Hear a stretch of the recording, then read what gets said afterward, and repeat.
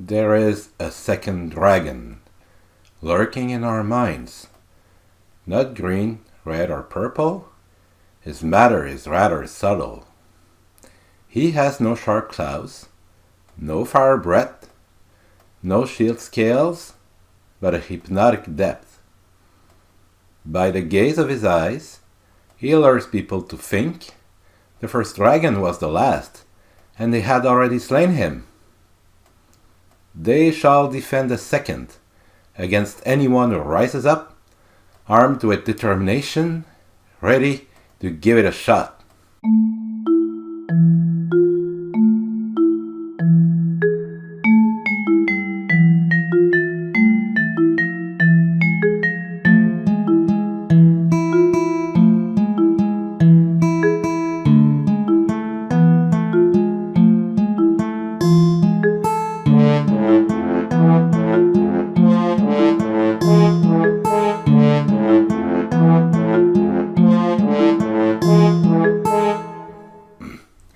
Since the ancients won the great victory of being able to create context-free grammars, there has been a plethora of languages all around, each with its own devotees, just like religions. To me, that somehow indicates the computing era is still in its Middle Ages.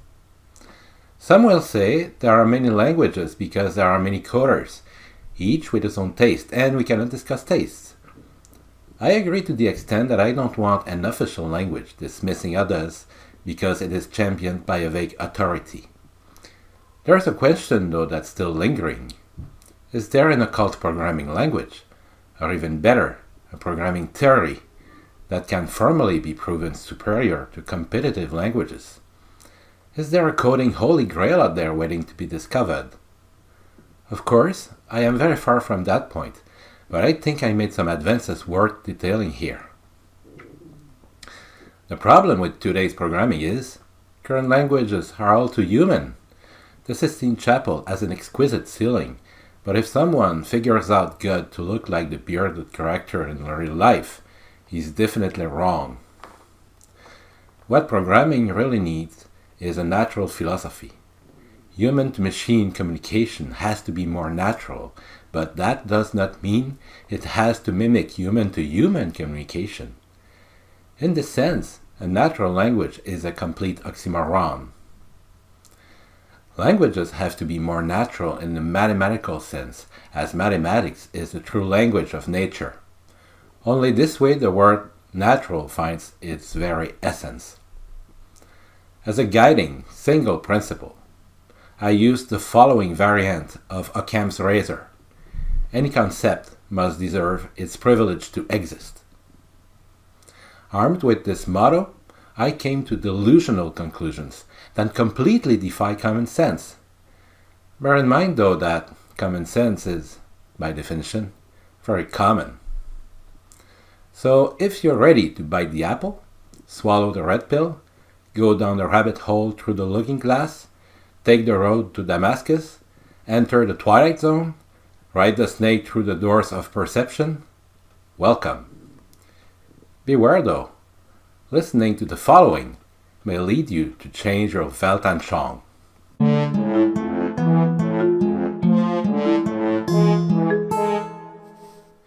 Before delving our programming theory, which is going to be called QED, we have to prepare ourselves and eliminate unnecessary concepts that muddle the eyes.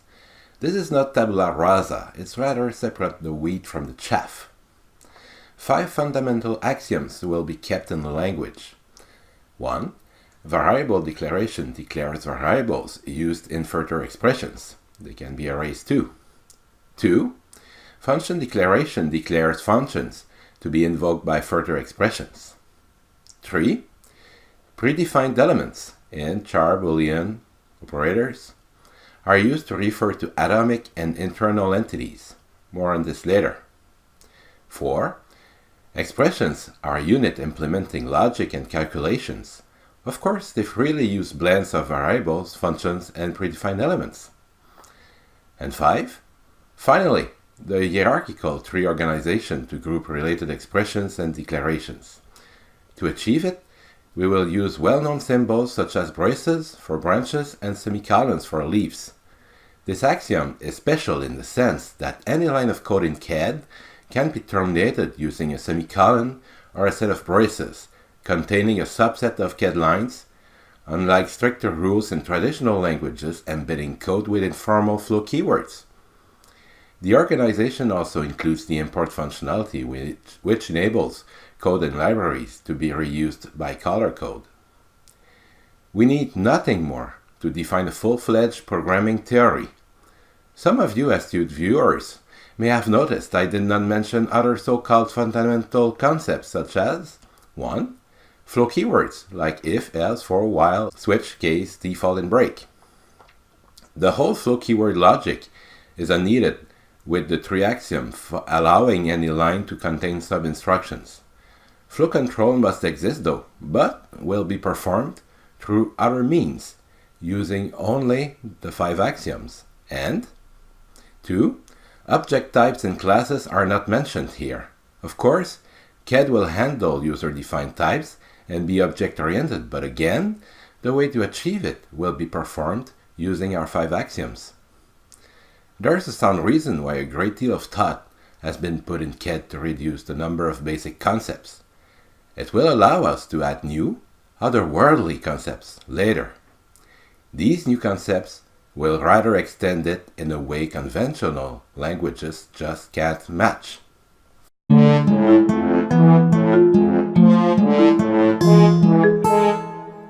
Since the dawn of times, flows have governed our lives. The programming world is no exception. Like other languages, QED flow is basically linear. In the following example, the variable a is defined first with integer 5, then the variable b is defined with string 5, and finally, both variables are printed. The traditional way of programming complex flows is to use reserved language grammar keywords such as if, else, for, switch, case, while, break, and build the flow from here. In QED, there is no such keyword. However, here is the first QED peculiarity that overcomes the lack of flow keywords. Any line of code may end with a semicolon, as in the previous example, but also with a set of child instructions surrounded by braces. Although strange, this is perfectly legal in QED. The parent statement will be executed first, then a child statement. Hello and bye will be printed. But then, what's the point in doing this rather than having 2 sibling instructions? In this example, there is none effectively. Let's present another example where parent-child relationship really makes a difference. In this case, the parent instruction returns a Boolean value. QED uses this Boolean value to determine if the child statement gets executed.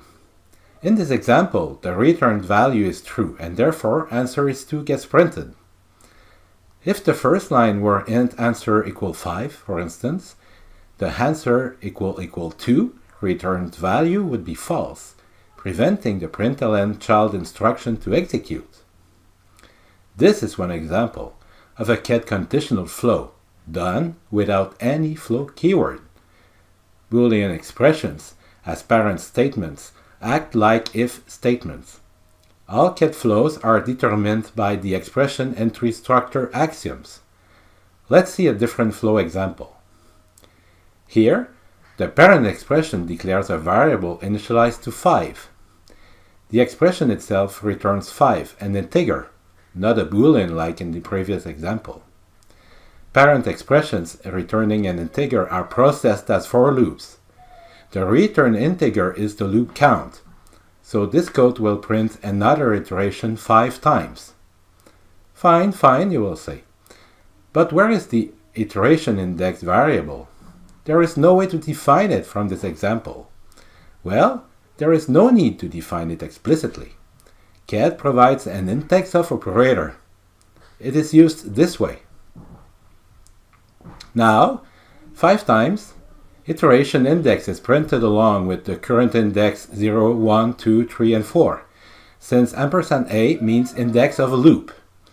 The variable a in this case is declared only to get the index, so an even better solution can be used without declaring any variable. A nameless loop of 5 iterations will yield the same result, since the index of operator is now used with the constant integer 0, which means the index of the innermost loop.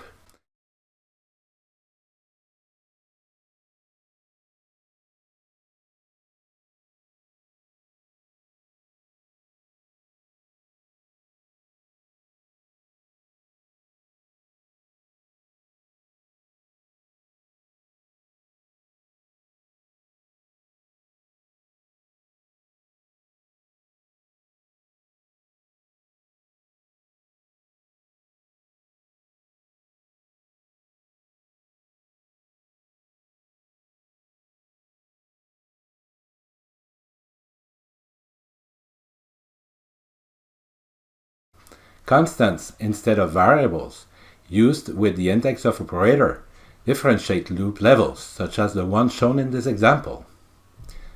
Level 0 points to the innermost loop, level 1 points to the second innermost loop, and so on.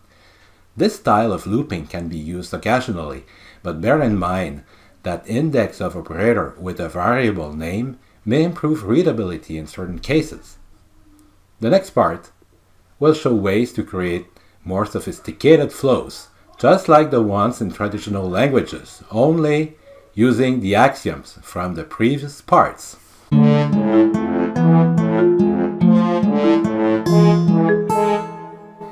Remember the predefined elements axiom in QED? We know a lot about predefined elements in char, boolean, string, and the like.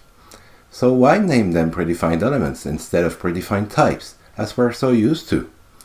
Simply because QED introduces another kind of predefined elements, the predefined functions, such as println. We know too that in QED there is no flow keyword, yet more complex flows than the previous ones shall exist. The predefined functions enable us to provide sophisticated flow control. The flow statements in QED, if, else, which, case, return, do not exist as programming language grammar keywords, but are implemented as predefined functions, just like predefined types. Coupled with the tree axiom, the predefined functions can process blocks of instructions. Consider the if predefined function. The if function simply returns its parameter. We may consider other if functions with a non-Boolean parameter that converts it to a Boolean value. For instance, the if integer parm returns true only if parm is not 0. The if function does not do much but improves readability. The else function takes no parameter but checks if the previous statement's value was true or false and returns the opposite value. It requires a previous statement to calculate its return value. A runtime error will be generated if not the case, but does not require, as previous statement, an if statement. Any statement convertible to Boolean will do. The switch function stores the parm in an internal memory location and always returns true, so that the inner case calls can be processed. The case function compares its parameter to the internal memory location value and returns true if equal. It also wipes the memory location value if true. The default function returns true if the memory location value was not wiped. It also wipes it then. These functions are used together because they all rely on an internal location value to implement the switch case functionality. The return predefined element is used in conjunction with functions, which are discussed next.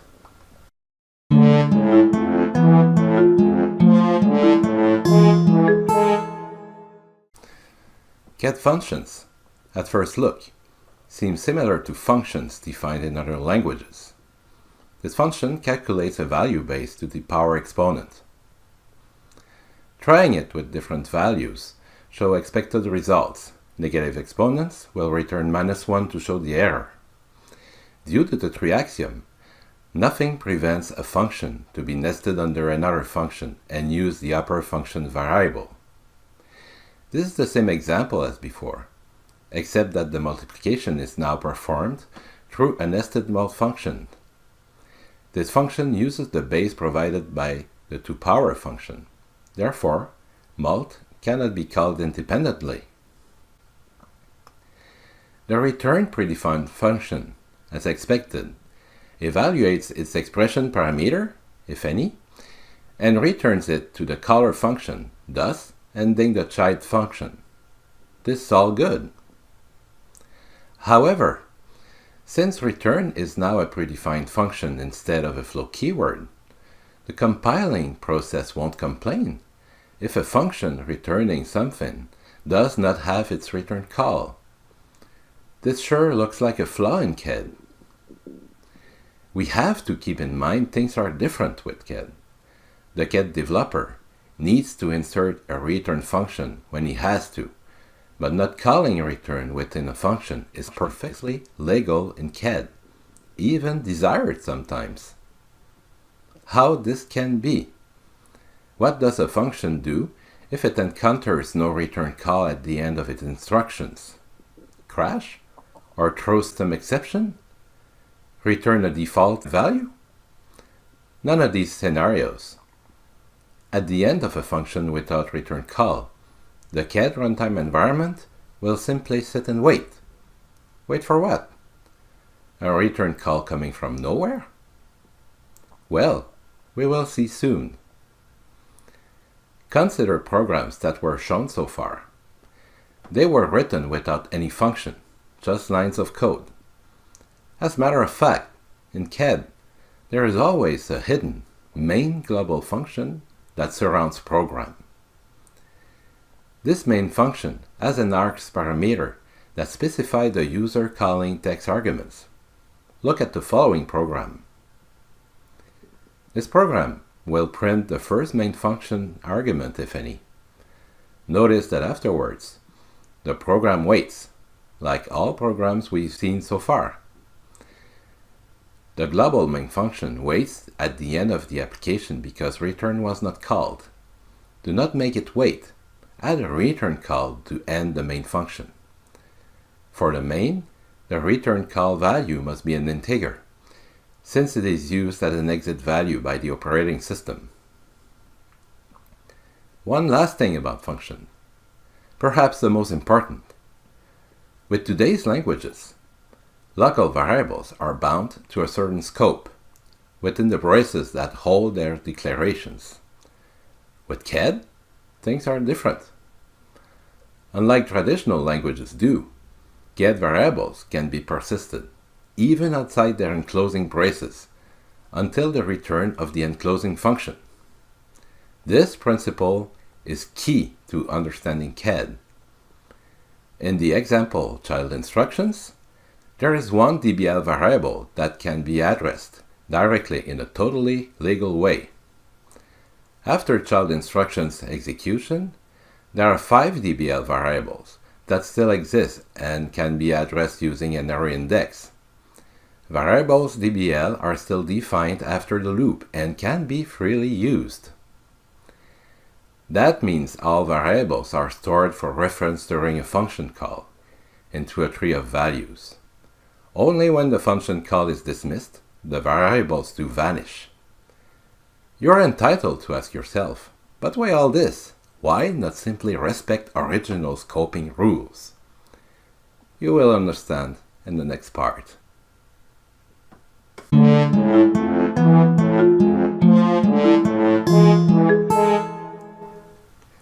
At this point, I won't start talking about user-defined types. There's a good reason for it. I have covered them right from the beginning. What have we learned so far?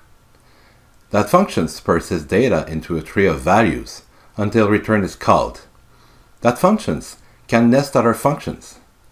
That not calling return hangs a function. Now, let me tell you something. QED provides a second way to invoke a function. This second way does not care about return being called or not at the end of execution. It simply returns a reference to the newly created tree of values. This new way to invoke a function goes by preceding the call with the new operator. Functions can therefore be invoked as calls, but also as objects. In other words, type and function are one. Their interpretation as call or object is in the eye of the beholder, which is a caller. This one's not obvious, right? I fully understand. I'll try to justify this by giving really basic examples. Let's design a function to be used as a simple type. This is perfectly valid as a function, although it does not do much. It creates two empty variables, then returns. By invoking it as a function call, the variables are created but are dismissed by the caller upon the return call. This is not what we need. To create an object having these two fields, we must invoke the function with the new operator as prefix. With the new operator, the function still executes, but since the caller used operator new, it does not dismiss the function upon the return call. When the function completes its execution, the caller saves its data as an object and returns the object itself. In our example, the object is then saved into variable obj of type myType. The dot operator can be used to access object members, data and functions. Object fields can be directly initialized upon creating the object. By redesigning the function this way, fields are automatically set at object creation time. The function parameters are then used to initialize fields when the function is called. Of course, they can be modified later in the course of the program. There is still a simpler way to define the type. Since the function purpose is to hold fields together, calling it as a function call that does nothing is pointless. Therefore, the return call can safely be removed. However, one must make sure the function is always invoked as an object type. Doing a function call indefinitely hangs since return is not invoked. The last example was really simple, but there is still room to reduce it to its simplest form. The function parameters are also stored in the tree of values, so they can directly serve as object fields. The empty set of braces can be replaced, as per the tree axiom, by a semicolon. Again here, the function must be invoked as an object type, not a call, since there is no return. This does not mean that functions, when designed, have to be invoked exclusively as calls or as object types. Although unlikely to happen, a function can be really invoked as both a call and an object type. Please give a look at the following function. A function call to power would look like this. Invoking toPower as an object instance requires the new operator. Thus, in QED, type and function share the very same definition. So, should the common definition be called function or type? We will refer to it as a function, but keep in mind a function has two possible uses. Is that it for QED's main features? It could have been, but there's something more. We will dive next into terra incognita, or uncharted territory. Actually, more than this, a brand new dimension, a great parallel universe, is waiting for us.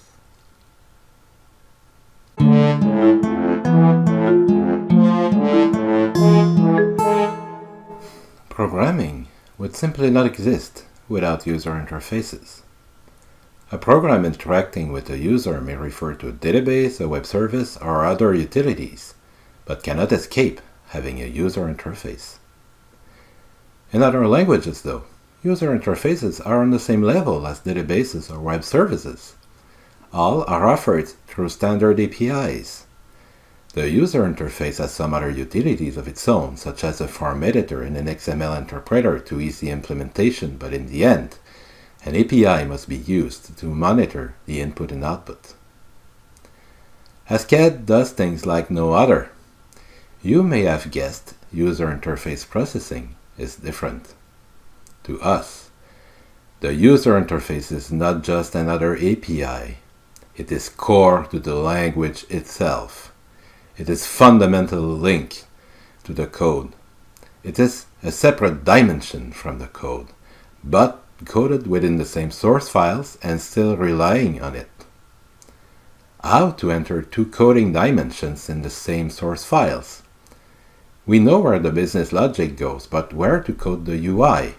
Well, there is an occult, forbidden zone, where user interface can be coded, right after the line of code termination, whether it is a semicolon or a set of braces.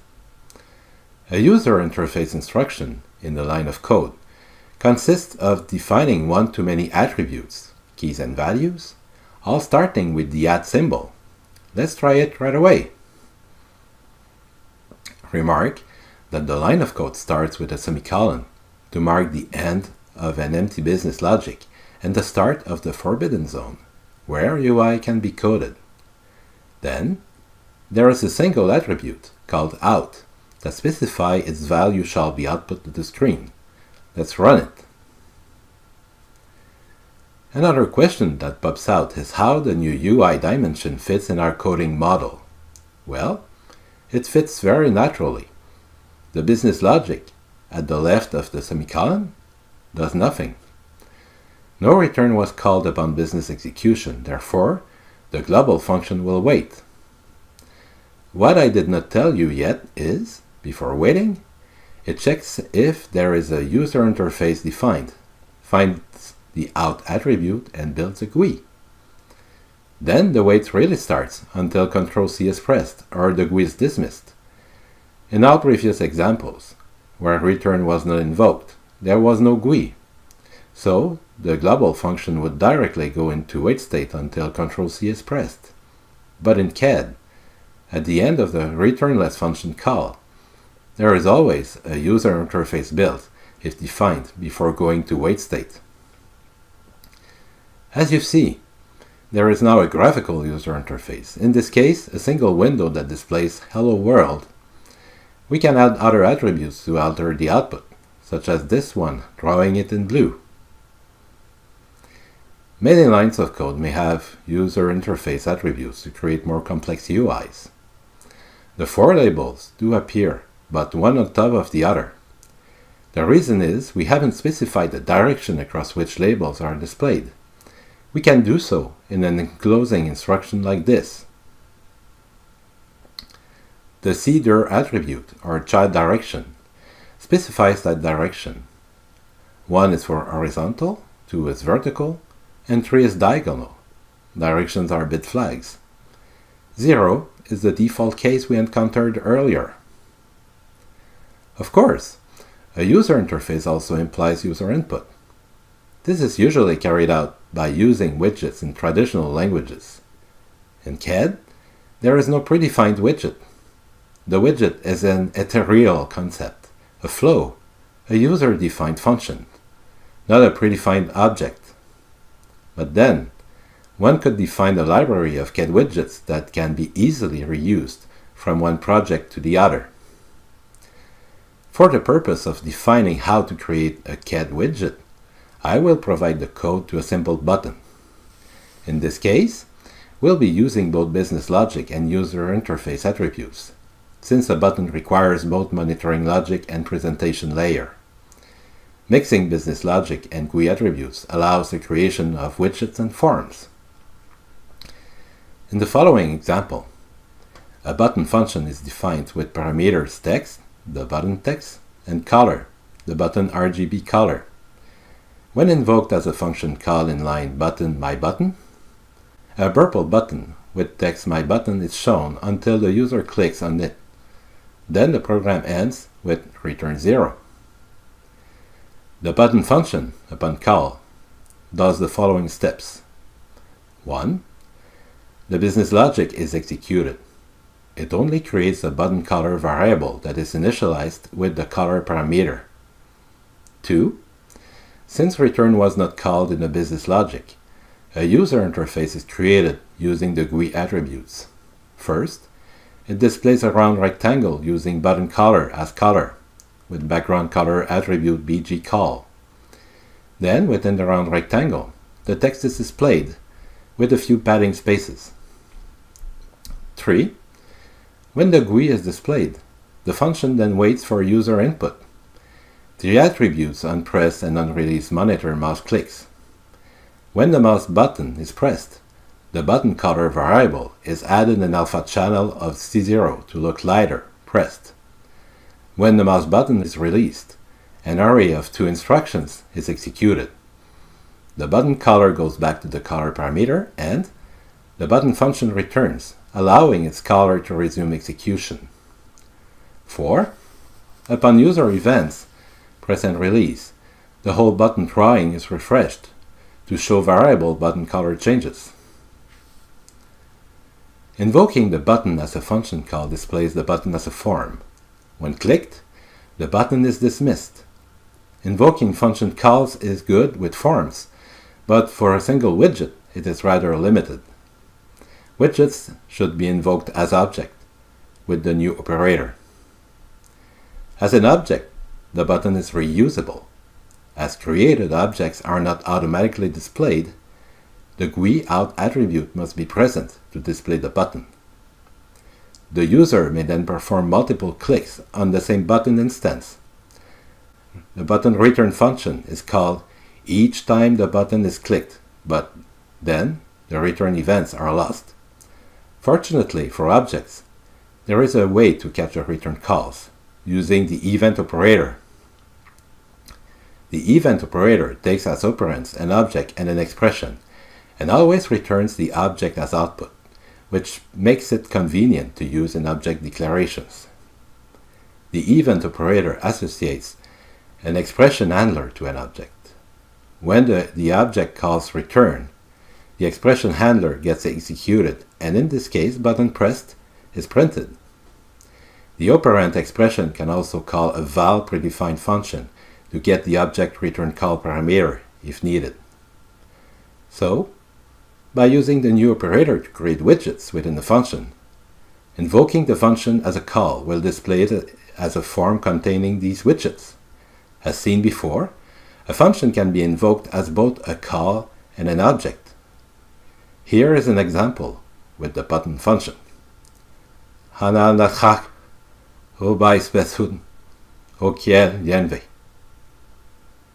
Here's what's happening.